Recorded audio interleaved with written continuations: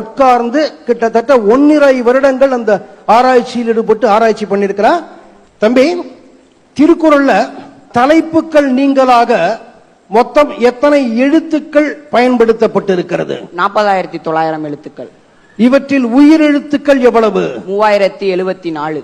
ஆயுத எழுத்துக்கள் எவ்வளவு? 50. மெய் எழுத்துக்கள் எவ்வளவு? 12,729. ஆக மொத்தம் அது எவ்வளவு?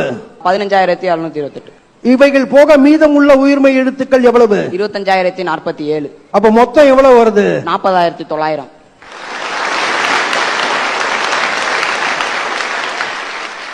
உயிரெழுத்துக்களில் அதிகமாக வரும் எழுத்து எது? ஆ 802 முறை வந்துள்ளது. 802 முறை, ரைட்.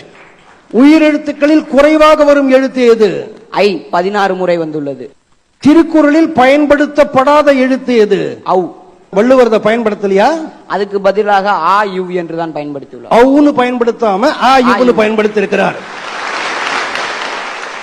மெய் எழுத்துக்களில் அதிகமாக வரும் எழுத்து எது? 2 சுழியின் 2062 முறை வந்துள்ளது. மெய் எழுத்துக்களில் குறைவாக வரும் எழுத்து எது?